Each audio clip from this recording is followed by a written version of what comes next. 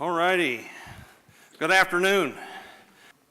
As usual, I'm going to talk mostly about the cattle market fundamentals. We'll get into a little bit more detail on those. A quick recap of where we've been. Obviously, the last 4 or 5 years has been an unprecedented ride in the beef industry. It was unprecedented going up. In 2013 and 2014 and into 2015, it was unprecedented coming down in the last part of 2015 and through much of 2016. After bottoming last October, we've since sort of stabilized. We've actually had a pretty nice recovery from those October lows last year. And again, we're kind of at the level now where I think we're going to operate. Generally for a while, there will be some tendencies going forward, but I think you can take this again going on out from here to be a little bit more stable environment in general. If you look at wholesale beef prices, again, everything's adjusted. The cattle markets have adjusted the most. That's the way this industry works always. Wholesale beef prices have made significant adjustments.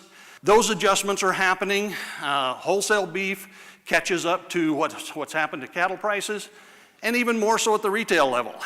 Retail prices, all fresh retail prices peaked in about the middle of 2015.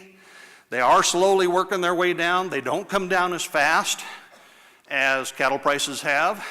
It's a continuing process. We will see those retail prices adjust. In fact, I'm going to suggest to you that in terms of cattle prices, again, we've made all those adjustments, that we can look for more of a sideways kind of a price movement here for much of this year. But that said, we're going to continue to see retail prices adjust. And we know there's more beef coming through the system. There's going to be increased beef production. It will get eaten. It's perishable. If we produce it, somebody's going to eat it. The question is at what price, and it will take lower prices over time for that consumption to take place. As of January 1, all cattle and calves in the U.S. were up 1.8%, 93.6 million head of cattle in the country total. Beef cows were up 3.5% from last year, 31.2 million head of cows. Beef replacement heifers up 1.2%. Feeder supplies, which is a calculated number from the inventory categories, was up about 2.2%. Cattle on feed, almost the same as a year ago, and we'll talk more about that in just a bit. And of course, we've been in expansion now for 3 years. 2014, 2015, 2016 were all expansion years. And so the calf crop's beginning to get bigger after getting smaller for a long time. And that leads to those bigger feeder supplies. This is measuring percent change in the herd from one year to the next. 3 years of expansion. 2017 will very likely, in fact, it's almost guaranteed to be some level of expansion because of those replacement heifers that are out there. And what we're seeing here is not unlike previous cattle cycles, but what's part of the story and part of the reason that we've been through a lot of transition, especially last year, was the fact that we haven't done a herd expansion like this in 20 years. And that kind of led to the overdone lows last fall, and then having sort of gotten comfortable with that idea and the fact that the world wasn't going to end just because we're getting a little bit bigger from one year to the next. Again, we've seen a bit of recovery since then and moving on from that. Here's another way to look at the same information. This just measures each cycle of the cattle industry from low to low.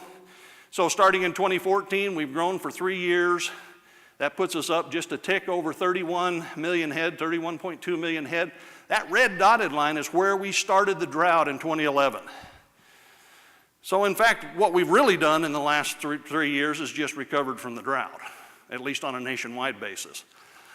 In Oklahoma, you've gone beyond that. Texas, if you look at their numbers alone, are still down between 600,000 and 700,000 head from pre-drought levels. And so they may still have a little more growing to do. We're not sure whether they're going to fully recover that or not. But on a national basis, we have just exceeded that. And the real question then is, where do we go this next year? With the heifers that are out there, I think we'll probably see another 1.5%, 2% growth, the way it reads right now. That would put us up here approaching the 32 million head mark potentially by this time next year, okay? And then beyond that, we just have to wait and see. We may be done by then with herd expansion, but really it's kind of a work in progress at this point. We have to wait and see. On the crop side of things, there's lots of challenges for the crop producers. One of the things that's affecting agriculture and certainly the ag finance side of things is the fact that we've got a fair amount of weakness on both livestock and crop prices at the same time. From a cattle perspective, of course, we've got the very cheap corn right now. Soybeans may be up a little bit this year. These are forecast prices for this crop year. But the bottom line is we've got ample supplies of grains. From a feed standpoint, that's generally a positive thing, although at the very end I'll come back and talk a little bit about stocker implications of some of that. Cattle on feed, what you see that has happened the last few years, cattle numbers have been tight, so placements have been declining for a long time. There were times when it would go up for a few months, and it's going up again now. Again, we're in expansion, there's more numbers. This is going to continue to go up. But what we also see is that in the last few months, marketings have advanced very rapidly, so much so that the net effect of more cattle moving through feedlots is not giving us significantly bigger feedlot inventories. And that's really where we're trying to measure the flow of products, not just the level of the inventory. And so that's helping us out there in terms of that situation.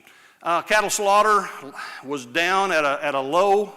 In 2015 and 2016, it jumped up 6.4%. So far this year, cattle slaughter is up about 3.6% year to date. This was a bigger number last year than we expected. We kept having to revise our estimates up as we went through the year. And part of that was pulling some cattle ahead, particularly at the end of the year, which is giving us some of the relatively tighter supplies we have right now that's helping the market. So it will be up this year. We don't anticipate it'll be up anything near like this, probably half of that.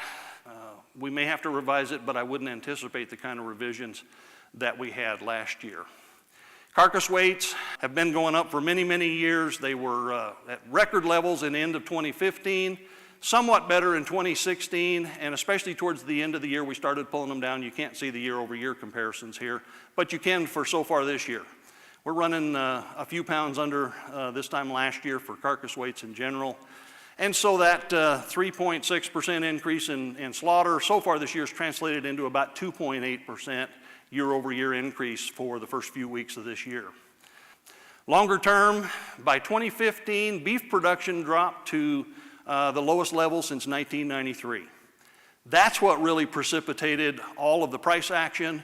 The market became very concerned about low supplies and the inability to really meet demands and resulted in those KEF price signals that jump-started herd expansion. The herd expansion is happening.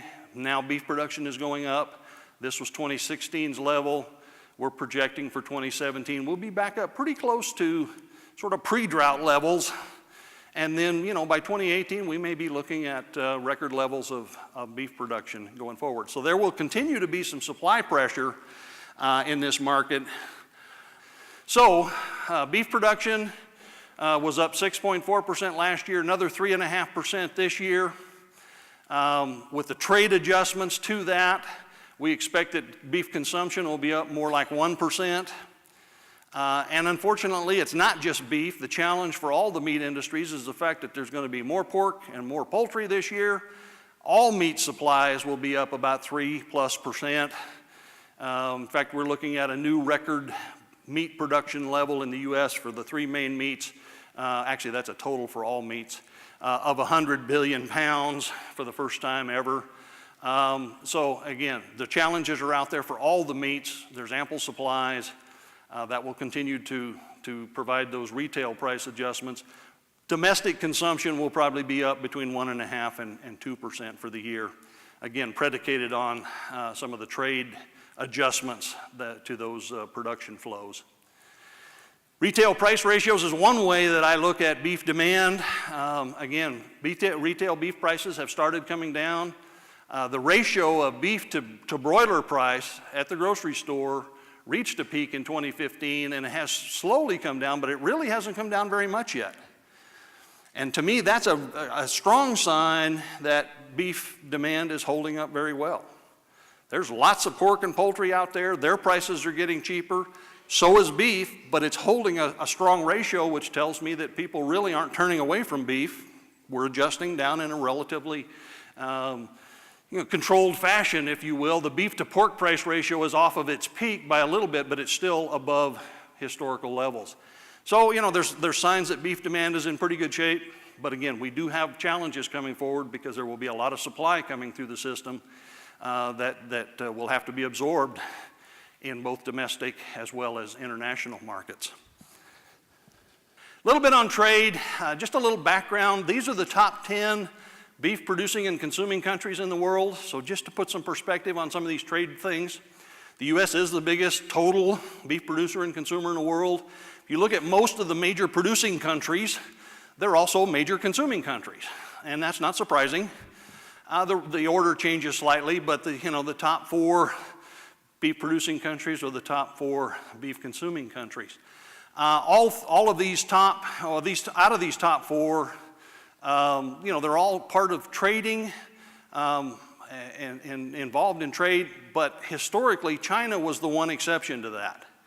China is a big beef producing and consuming country. They don't eat a lot per capita, but there's a lot of them. Okay, and so you need to remember the law of Chinese markets. Some of you have heard this before, but I'll remind you again, you know what the law of Chinese markets is? Any number times 1.4 billion is a big number. Okay, that's going to apply to a whole lot of stuff for the next 2 or 3 decades. And to that end, one of the things that's really changed out there is the fact that China, while it has been a big beef producing and consuming country for a lot of years, was never a trader. It was all internal. They ate what they produced, no more, no less. Until the last 5 years or so, consumption has started to exceed production because of economic growth and a growing middle class sector. Now they're eating more meat, more beef in particular, and very quickly they have become a significant beef importer, so much so that for 2016, these are not final numbers, they were projections, but we're projecting that China will be the number 2 beef importing country in the world. And they will probably be ahead of the U.S., if not in 2017, certainly by 2018. That's important in terms of going forward because right now we in the U.S. do not have access to that market, at least not officially. Okay, that's a growing market. Australia and Brazil and some other major exporting countries are moving very aggressively into that market, and I really think it's going to be a blow to the U.S. if we don't find a way to get into that market. And it just highlights some of the trade challenges we face going forward. But that's going to be an important market for us. You can also see, just as a reminder, India and Brazil are about tied as the biggest exporters in the world, ahead of Australia right now. Those are kind of the major players there. Specifically for the U.S., our exports went down in 2015, record high prices, limited supplies. Not surprising, really, kind of the market doing what the market does. And then in 2016, with the prices adjusting down, production starting to grow, we saw those beef exports start to recover. In 2016, these were the top 5 markets in the U.S. Japan, Mexico's number 2 in terms of exports, Hong Kong, Canada, and South Korea. Those 5 countries represent about, I think it's 85 or 86% of our total exports. Pretty big percentage of it. So we were down in 2015, up in 2016. We're projecting to continue to see increases there. Obviously, our new administration has made a lot of talk about trade, talk about redoing some things, perhaps renegotiating some things. Assuming we don't make any major changes, this is what we would project as we go forward. On the import side, it worked exactly the opposite. Imports were up in 2014 and 2015, and then started to come down in 2016, down about 11%. These are the top 5 countries that we import beef from: Australia, Canada, New Zealand, Mexico, and Brazil at the current time. Cattle imports from Mexico, we get about 1 million head, or historically have gotten about 1 million head a year from Mexico. We got less in 2016, and probably will get less from now on. Mexico has built feedlots and packing capacity in the country. They're keeping more of their cattle at home, and they will continue to do that, so we probably won't get them as feeder cattle anymore. Again, on an annual average basis, here's what we've been through, and we're talking about a little more stability in these prices. More specifically, These were the fourth quarter 2016 average prices for 500 to 600 pound steers, or for bigger feeder steers, and for fed cattle.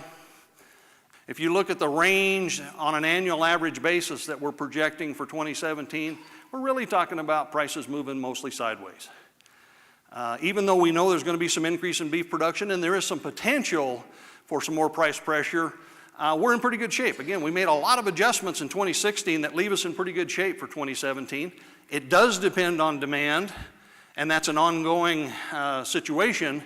But in general, I expect on average for 2017 to be kind of a sideways year on an average basis.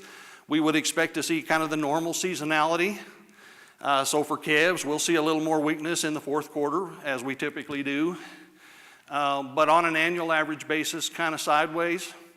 Now again, we've already talked about supplies will continue to get bigger past 2017 into 2018 and 2019. Wouldn't surprise me at all that we will continue to see a little bit more prices adjust, drift down a little bit lower over that longer time period. Let me talk about cow-calf and stocker producers just a little bit. Here's where we are. We had a lot of fun in 2014. If making money in the cow-calf business was as easy as it was in 2014, I never would have went to college. But I've done lots of things to not be exposed to that. That's not, it was fun, but it's past, and it wasn't really the real cattle business. We're back to the real cattle industry. This is what it is. There's opportunities for some returns here. You've got to roll up your sleeves. You've got to take care of business. You've got to manage things.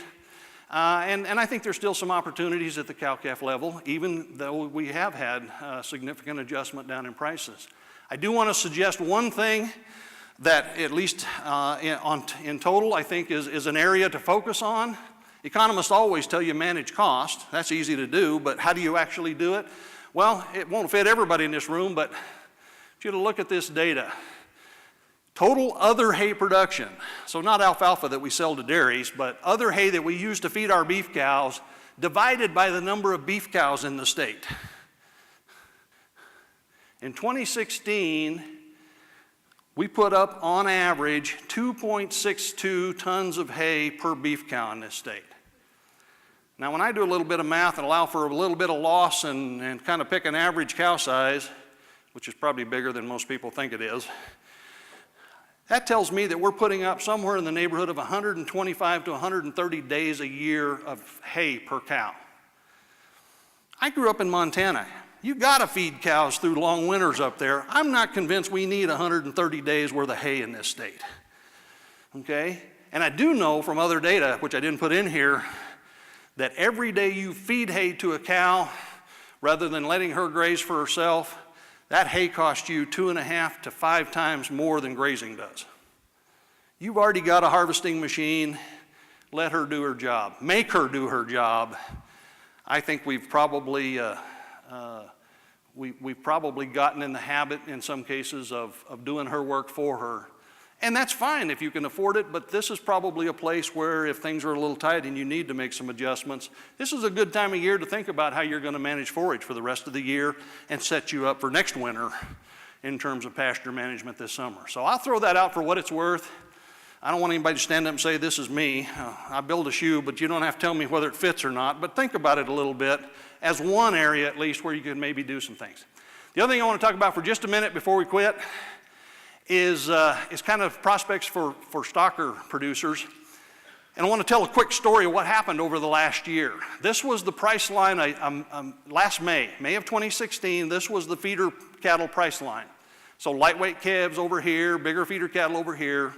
This is for Oklahoma, that red line. There's a blue line that lays underneath there that basically is what feedlots look at when they're buying cattle. Okay, it's kind of a feedlot pricing line, and those two things are right on top of each other. That's what they normally are and will be on average. As we went through the year last year, through that awful low in October, here's what happened to those two lines. We had a situation where, given what feedlots were paying for 800-pound feeder steers, all else being equal at the cost of gain at that time, they could have been paying this much for lightweight calves, but they didn't want them. Now, when you look at that line, if you think about that for just a second, what that was telling stocker producers, Somebody wants you to put the weight on for them. Anytime those lines do that, that's telling the stocker industry. And it was some people really took advantage of that last year. Some of those calves that we bought last fall have worked out pretty well given the market rally we've had since then. And part of that rally was the fact that these lighter weight cattle were way underpriced relative to the heavier weight cattle. That doesn't last. That's usually a question of something that's going to get corrected in the market over a few weeks, sometimes a little bit longer. And I want to show you what it was today. This morning's weekly summary for the state. Now I'm using a lower cost of gain because those grain prices we talked about are continuing to be reflected as lower feedlot cost of gain. And so we're back to something more in balance. In fact, the feedlot pricing line is actually a little below this, which would suggest that maybe that's not a 65-cent cost of gain, it's something less than that in the feedlots. And when you do the math on this, as a stocker producer, let's take a 500-pound steer at today's prices or this week's prices in Oklahoma. If you bought this 500-pound steer over here and you put weight on it, 250 pounds of weight today is worth less than 60 cents. That's going to put a squeeze on our stocker deal. That's the whole point here. What I'm telling you is that it's taken several months to get to this point, but the feeder market now is fully reflecting the fact that grain is cheap and feedlot cost of gain is cheap, and that's going to put a squeeze on the value of gain for putting weight on cattle out in the country. And we've enjoyed stronger values of gain up until now, but this market has basically rebalanced itself. It's fully reflecting those cheaper corn prices. So unless we see some dramatic change in corn prices as we go through the year, it's going to be a little bit more of a challenge at this stocker level in terms of the potential. Now this is all at one point in time. Obviously then you have to take into account how prices are going to change over time. But I've suggested maybe they're going to move mostly sideways from this point on. So this is kind of an indication of what your potential is from a stocker standpoint. Markets want to know who can do stuff the cheapest. And when the feedlots can put on weight that cheap, the prices reflect the fact that they can do that. It doesn't leave as much margin for the stocker sector as it has in the past. That said, I'm going to stop there. Sure,